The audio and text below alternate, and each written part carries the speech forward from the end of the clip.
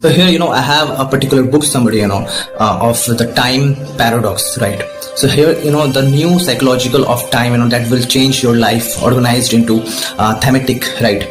Sections to guide you through the core concept, research and findings, and practical applications, right? So here I will start from the introduction, right?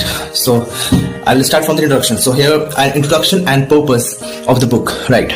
That Philip Zimbardo, right, a philosopher, a psychologist, right, famous for the Stanford prison experiment, and co-author John Boyd drive into how our time perspectives and the habitual, like we called, ways we relate to our past, present and future unconsciously shape our emotions, choices and behaviors, right? So here they label this phenomenon the time paradox, right? Because although time is the single constant in all our lives, we are rarely recognize its profound influence, right? So the ultimate goal is to help readers, right, identify their dominant time perspective, right?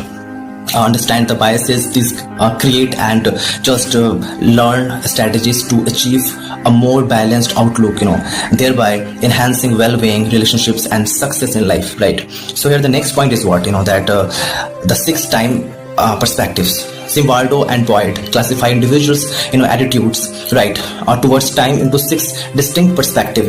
Each carries strengths when applied approximately, and pitfalls, right, when over or under emphasized, right? So your perspective orientations, core focus and traits, right? So your past positive looking back, fondly nostalgia, sentimental reflections, gratitudes foster strong identity and continuity, right?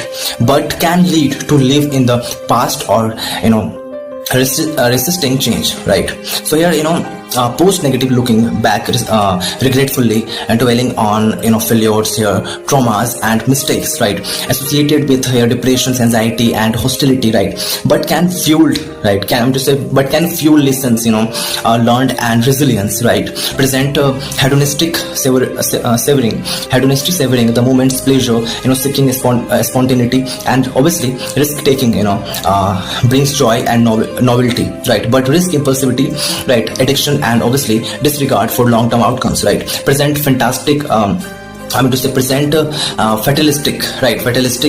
feeling powerless, belief that fate or external force control life, right? So it linked to helplessness, fatalism and obviously depression, but may reduce anxiety over uncontrollable events, right? So a future oriented plan